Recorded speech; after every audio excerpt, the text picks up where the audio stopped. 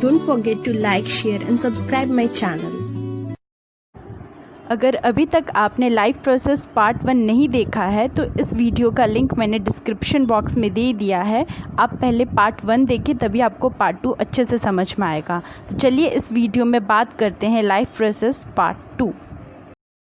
तो चलिए स्टूडेंट्स, अब हम लोग बात कर लेते हैं रिस्पिरेशन के बारे में। इससे पहले न्यूट्रिशन को हम लोग इन डिटेल अच्छे से देख लिए। अब दूसरा लाइफ प्रोसेस जो कि है रिस्पिरेशन। तो बहुत लोग हैं जो कि रिस्पिरेशन को कहते हैं इनहेलेशन, एक्सहेलेशन, ऑक्सीजन लेना, ये रिस्पिरेशन होता है। And carbon dioxide exhale out करना, ये रिस्पिरेशन। बिल्कुल गलत। रिस्पिरेशन और ब्रीथिंग अलग अलग होता है। ऑक्सीजन इनहेलेशन और एक्सहेलेशन ये प्रोसेस होता है ब्रीथिंग और रिस्पिरेशन, ये दोनों अलग अलग प्रोसेस होता है। ब्रीथिंग होता है exhalation, inhalation and exhalation. Inhalation मतलब ऑक्सीजन को लेना, उसे इनहेलेशन कहते हैं।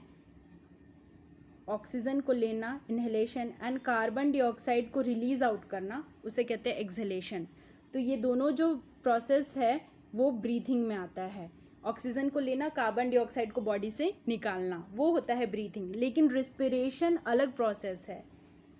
इसमें क्या होता है, जो हम लोग सांस लेते हैं, ब्रीथ करते हैं, तो हम लोग तो ऑक्सीजन आता है, एयर में ऑक्सीजन आता है बॉडी के अंदर। अब ये ऑक्सीजन क्या करता है, जो खाना हम लोग खाए थे उससे जो ग्लूकोज मिलता है, उस ग्लूकोज को ये ब्रेक डाउन करता है ऑक्सीजन, और एनर्जी लिबरेट करता है in form of ATP. Breathing is inhalation and exhalation. Respiration, जो ऑक्सीजन एयर के साथ आया, वो हम लोग के खाना जो हम लोग खाए वो ग्लूकोज में कन्वर्ट हुआ। उस ग्लूकोज को ऑक्सीजन ब्रेक डाउन करता है और एटीपी रिलीज करता है। एटीपी एनर्जी करेंसी कहा जाता है, और ये एटीपी हर एक सेल तक जाता है। बॉडी में जितने भी सेल्स प्रेजेंट है, सारे सेल्स में ये एटीपी जाता है, और इसी से जितने भी हम अपने डे टू डे लाइफ के काम हैं, चाहे वो थिंकिंग प्रोसेस हो या कोई भी फिजिकल एक्टिविटीज़ हो, जो भी काम हम लोग करते हैं, उन सब में एनर्जी की रिक्वायरमेंट होती है। लाइक मैं अभी बोल रही हूँ तो इसमें भी एनर्जी की रिक्वायरमेंट हो रही है। तो ये सारा जो एनर्जी है वो कौन दे रहा है, वो एटीपी दे रहा है, एडिनोसिन ट्राइफॉस्फेट। तो रिस्पिरेशन क्या होता है, ऑक्सीजन के प्रेजेंस में ग्लूकोज का ब्रेक डाउन करना एंड एनर्जी लिबरेट करना इन फॉर्म ऑफ एटीपी, इसको रिस्पिरेशन कहते हैं। और ब्रीथिंग क्या होता है, inhalation of oxygen and exhalation of carbon dioxide is called breathing. So I hope student आप लोग को basic difference between breathing and respiration समझ में आ गया होगा। Next, respiration types. अब रिस्पिरेशन के टाइप्स, दो तरह के रिस्पिरेशन होते हैं, aerobic respiration and anaerobic respiration. जो भी रिस्पिरेशन ऑक्सीजन के प्रेजेंस में होते हैं, O2 के प्रेजेंस में होते हैं, जो भी रिस्पिरेशन ऑक्सीजन के प्रेजेंस में होते हैं उसे एरोबिक रिस्पिरेशन कहते हैं। और जो भी रिस्पिरेशन ऑक्सीजन के प्रेजेंस में नहीं होते हैं उसे एनारोबिक रिस्पिरेशन कहते हैं। बहुत ही सिंपल है, जो भी रिस्पिरेशन ऑक्सीजन के प्रेजेंस में होते हैं उसे एरोबिक रिस्पिरेशन कहते हैं, और जो भी रिस्पिरेशन ऑक्सीजन के एब्सेंस में होते हैं उसे एनारोबिक रिस्पिरेशन कहते हैं। Next, fate of glucose end product of carbohydrate digestion. ये बहुत ही इंपॉर्टेंट है, बहुत बार बोर्ड एग्जाम में पूछा जा चुका है ये, लेकिन बहुत सिंपल है। बहुत लोग इस डायग्राम को देख करके बहुत कंफ्यूज हो जाते हैं कि कॉम्प्लेक्स है। बिल्कुल भी कॉम्प्लेक्स नहीं है, इसको स्टेप बाय स्टेप समझिए। क्या लिखा है इसमें, ग्लूकोज, जो भी खाना खाते हैं, ठीक है, वो ग्लूकोज में कन्वर्ट होता है, ठीक है। ग्लूकोज एनर्जी प्रोवाइड करता है फर्दर। तो जो ग्लूकोज है वो 6 कार्बन मॉलिक्यूल है। जो ग्लूकोज है, हम लोग क्या लिखते हैं, ग्लूकोज का फॉर्मूला C6H12O6 लिखते हैं। तो ग्लूकोज जो है वो 6 कार्बन, इसमें कार्बन कितना है, 6। तो जो ग्लूकोज है वो 6 कार्बन मॉलिक्यूल है। साइटोप्लाज्म में ये पायरुवेट में कन्वर्ट हो जाता है। जो इसका साइकिल आप पढ़िएगा, ठीक है, जिसे ग्लाइकोलाइसिस कहते हैं। इसका एक साइकिल होता है ग्लाइकोलाइसिस, 11th क्लास में आपको पढ़ने को मिलेगा। वो जो ग्लूकोज होता है वो पायरुविक एसिड, पायरुवेट में कन्वर्ट हो जाता है। ग्लूकोज 6 कार्बन मॉलिक्यूल है। लेकिन पायरुवेट में जब कन्वर्ट होता है तो वो 3 कार्बन का रह जाता है। मतलब इसे जैसे हम लोग C6 लिख रहे हैं तो इसे लिखेंगे C3, ठीक है। लेकिन ये सारा जो रिएक्शन है ये साइटोप्लाज्म में होता है, सेल होता है, ठीक है। सेल के अंदर मैट्रिक्स फिल्ड होता है, इसे हम लोग साइटोप्लाज्म कहते हैं, और एक छोटा सा यहाँ पे न्यूक्लियस होता है, ठीक है। ये हम लोग पढ़ चुके हैं। तो ये जो भी प्रोसेस है वो साइटोप्लाज्म में हो रहा है।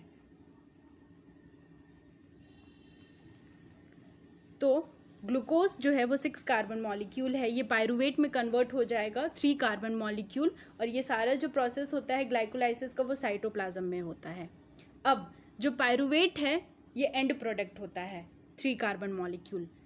ये जब एब्सेंस ऑफ ऑक्सीजन, जिसे कहते हैं एनारोबिक रेस्पिरेशन, जब एनारोबिक रेस्पिरेशन होगा तो जो एंड प्रोडक्ट मिलेंगे वो ये मिलेंगे। देखिए इसको अच्छे से समझिए क्या है जो पायरुवेट है। अब बात कर लेते हैं पायरुवेट की। जो पायरुवेट होता है जब absence of oxygen, absence of oxygen कहने का मतलब एनारोबिक रेस्पिरेशन, जो कि ईस्ट में देखने को मिलता है। एग्जाम्पल है एनारोबिक रेस्पिरेशन का, एग्जाम्पल है ईस्ट, ठीक है।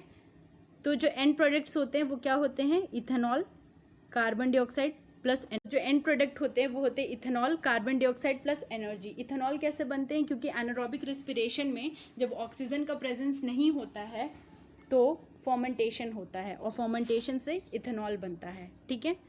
अब दूसरी बात कर लेते हैं प्रेजेंस ऑफ ऑक्सीजन। पहले हम लोग एब्सेंस ऑफ ऑक्सीजन देख लिए जो कि एनारोबिक प्रोसेस था। अब प्रेजेंस ऑफ ऑक्सीजन की बात करते हैं जो कि होता है एरोबिक रेस्पिरेशन, और वो कहाँ होता है, माइटोकॉन्ड्रिया में होता है। माइटोकॉन्ड्रिया में ऑक्सीजन का प्रेजेंस होता है क्योंकि यहाँ पे एटीपी का फॉर्मेशन होता है। तो जब प्रेजेंस ऑफ ऑक्सीजन होता है तो एंड प्रोडक्ट कुछ इस तरीके से होता है, कार्बन डाइऑक्साइड, वाटर और energy. Carbon dioxide, water, energy ये मिलता है।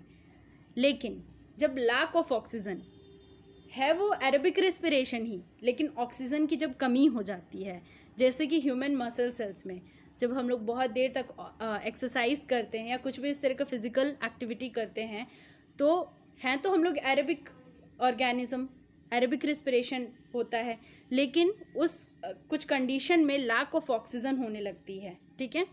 तो वहाँ पे जो प्रोडक्ट बनते हैं वो लैक्टिक एसिड बनते हैं और एनर्जी, ठीक है।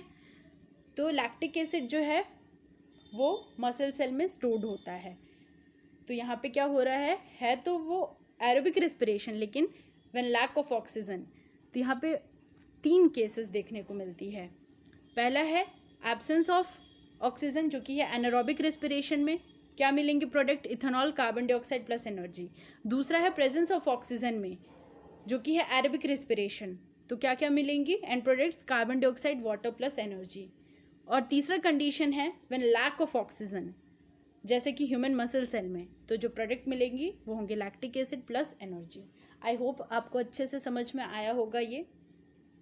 नेक्स्ट अब बात कर लेते हैं, जैसे मैंने ह्यूमन डाइजेस्टिव सिस्टम में हर चीज़ का फंक्शन बताया, माउथ का क्या है, एसोफेगस का क्या है, सेम उसी तरीके से ह्यूमन रेस्पिरेटरी सिस्टम, इसमें भी बहुत अच्छे से सबका फंक्शन दे रखा है। तो चलिए इसे 1 बाय 1 देख लेते हैं। तो पहले बात कर लेते हैं नॉस्ट्रिल्स की। नॉस्ट्रिल का क्या फंक्शन होता है, way for air to enter the body. जो भी एयर है वो नॉस्ट्रिल के ही द्वारा तो आ रहा है बॉडी के अंदर, तो नॉस्ट्रिल का क्या फंक्शन होता है, way for air to enter the body. Next बात करते हैं फेरिंग्स की। तो फेरिंग्स क्या करता है, channels the air down the Airways. जो एयर आ रहा है उसे अंदर की तरफ डालने की काम करता है, तो अंदर की तरफ भेजने का काम करता है, तो वो होता है फेरिंग्स का फंक्शन, ठीक है। Then nasal cavity purifies humidifies the air. जो भी नेसल कैविटी होता है उसमें छोटे छोटे हेयर्स प्रेजेंट होते हैं जो कि जो भी एयर आ रहा है उसे प्योरीफिकेशन का काम करता है, उसे फिल्ट्रेशन का काम करता है और ह्यूमिडिफाइज द एयर, और एयर के साथ थोड़ा सा नमी भी हो जाता है, ठीक है। और ओरल कैविटी जो होता है वो let air and food enter. Oral cavity में एयर और फूड दोनों ही एंटर होता है। देन एपिग्लॉटिस की बात करें तो keeps food from entering the Airways. Epiglottis क्या होता है कि ग्लॉटिस के ऊपर एक छोटा सा फ्लैप लाइक स्ट्रक्चर होता है, कवर होता है, जिसे एपिग्लॉटिस कहते हैं। और ये मेक श्योर करता है कि जब हम लोग खाना खा रहे हैं तो ये जो ढक्कन है वो बंद होना चाहिए, ताकि गलती से भी फूड जो है वो एपिग्लॉटिस में एंटर ना करे, क्योंकि ये एयर के लिए। ट्रैकिया तो हम लोग का एक ही है, लेकिन वही ट्रैकिया है जो कि एयर को और फूड दोनों को ही लेकर आ रहा है एसोफेगस से। लेकिन जो एयर का पाथ है वो अलग होना चाहिए और फूड का पाथ अलग होना चाहिए, ताकि हम लोग जब खाना खा रहे हैं और सांस भी ले रहे हैं तो वो प्रॉब्लम क्रिएट ना करे। और कई बार ऐसा होता है कि गलती से एपिग्लॉटिस में फूड जब जाता है तो जिसे हम कहते हैं सरक जाना, वही होता है। अब दूसरी बात कर लेते हैं प्लूरल मेम्ब्रेन की। Help keep the lungs flexible. क्या होता है कि प्लूरल मेम्ब्रेन क्या है कि लंग्स के बीच में मेम्ब्रेन प्रेजेंट होता है। लंग्स के बीच में एक मेम्ब्रेन प्रेजेंट होता है जो कि लंग्स को फ्लेक्सिबल रखने का काम करता है और इसे शॉक से बचाता है, तो इसे कहते हैं प्लूरल मेम्ब्रेन। अब बात करते हैं लैरिंग्स, जिसे कि वॉइस बॉक्स कहा जाता है। Letting air pass through speech production, और ये एयर को मतलब क्या करता है, पास करवाने का काम करता है। और मेन ये वॉइस बॉक्स है, जो आवाज़ होता है वो क्रिएट करवाने का काम लैरिंग्स करता है। Next, right primary bronchus. इसका फंक्शन होता है allows air to enter the right lung. Lung दो होते हैं, एक राइट होते हैं और एक लेफ्ट लंग होते हैं। तो जो राइट प्राइमरी ब्रोंकस है वो एयर को राइट लंग में एंटर करवाता है। लाइकवाइज जो लेफ्ट प्राइमरी ब्रोंकस है वो लेफ्ट लंग में एंटर करवाता है। देन ट्रैकिया की बात करते हैं, तो ट्रैकिया क्या है, channels the air toward left and right bronchi. Trachea जो है वो क्या है, एक पाइप लाइक स्ट्रक्चर है और ये जाके दो में डिवाइड हो जाते हैं ऐसे फर्दर, ठीक है। तो ये फंक्शन है ट्रैकिया का। और रिब्स का क्या काम होता है, protect the respiratory organ. Ribs क्या करता है, रेस्पिरेटरी ऑर्गन को प्रोटेक्ट करने का काम करता है। सो आई होप स्टूडेंट आपको ये अच्छे से समझ में आ गया हो। नेक्स्ट बात कर लेते हैं इंटरकोस्टल मसल्स की। Move the ribs during breathing.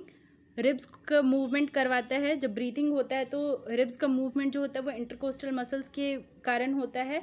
और डायफ्रागाम क्या होता है, एक ऐसे फ्रेनिक मसल का बना हुआ स्ट्रक्चर होता है, डोम लाइक स्ट्रक्चर, जो कि हेल्प पंप द लंग्स। और इनहेलेशन और एक्सहेलेशन में डोम शेप स्ट्रक्चर है वो फ्लैट हो जाता है, and then flat structure dome shape में कन्वर्ट हो जाता है एक्सहेलेशन में। लंग्स क्या करता है, carries oxygen and CO2 gas exchange का काम करते हैं, सभी को पता है।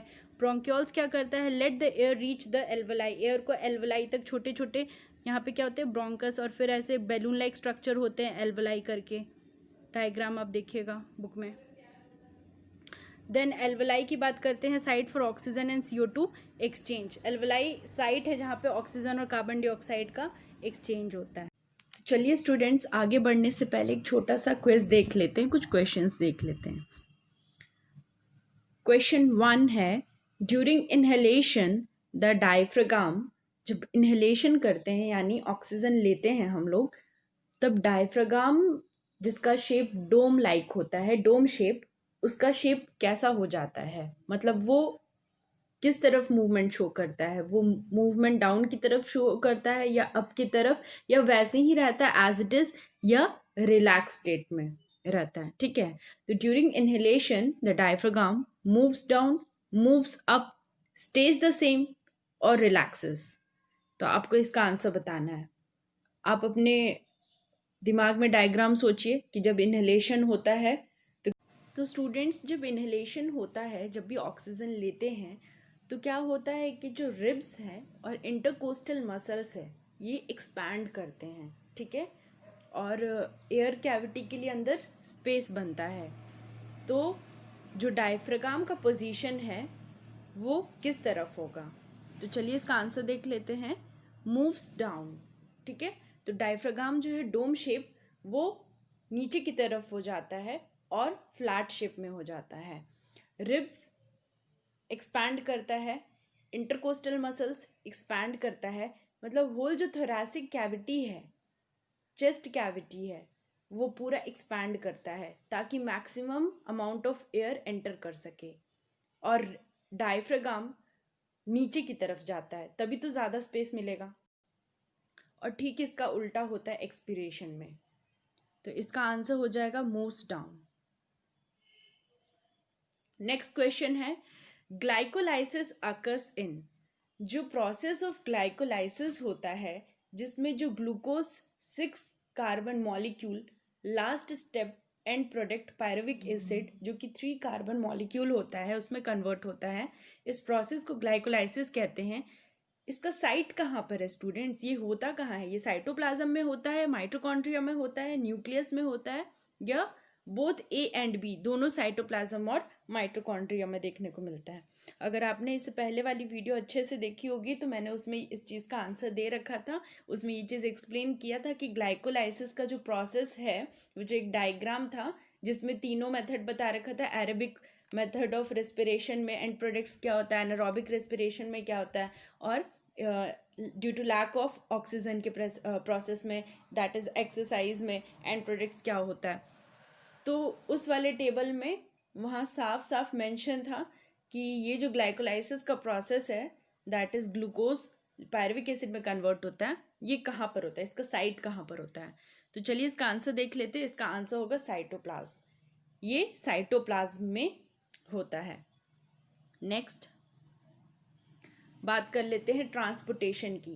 तो अब तक हम लोग न्यूट्रिशन अच्छे से देख लिए और रेस्पिरेशन अच्छे से देख लिए। जो थर्ड लाइफ प्रोसेस एसेंशियल है दैट इज ट्रांसपोर्टेशन। अब न्यूट्रिशन था अपटेक ऑफ फूड, ठीक है, अपटेक ऑफ न्यूट्रिएंट्स बॉडी में ले लिए, लेकिन न्यूट्रिशन से कभी भी स्टूडेंट्स एनर्जी नहीं मिलता है। एनर्जी रेस्पिरेशन के प्रोसेस से मिलता है। रेस्पिरेशन क्या होता है? जो ऑक्सीजन हम लोग ने ब्रीथ किया, जो हम लोग ब्रीथिंग के टाइम में ऑक्सीजन लिए, वो ऑक्सीजन क्या करता है? ग्लूकोज को ब्रेक डाउन करता है और एटीपी लिबरेट करता है, और एटीपी होता है energy currency of the cell, ठीक है। और वो एटीपी अब ट्रांसपोर्टेशन के द्वारा हर एक सेल्स, हर एक टिश्यू तक जाएगा, और हम लोग जो day to day life activity, physical activity कुछ भी करते हैं उसके लिए एनर्जी की ज़रूरत होती है। तो वो एनर्जी कौन प्रोवाइड करेगा? वो एटीपी प्रोवाइड करेगा। वो एटीपी कैसे निकला? ऑक्सीजन ने ग्लूकोज मॉलिक्यूल को ब्रेक डाउन करके एटीपी लिबरेट किया, और वो एटीपी अब ट्रांसपोर्टेशन वाया हर एक सेल और टिश्यू तक जाएगा। तो ये पूरा प्रोसेस है। और मैंने आपको पिछले वीडियो में ये भी बताया था कि what is the basic difference between breathing and respiration. बहुत लोग कहते हैं रिस्पिरेशन का मतलब ऑक्सीजन लेना, कार्बन डाइऑक्साइड। नहीं स्टूडेंट्स, ये ब्रीथिंग होता है। नेक्स्ट पार्ट को देखने के लिए आगे की वीडियो ज़रूर देखिए। Thanks for watching.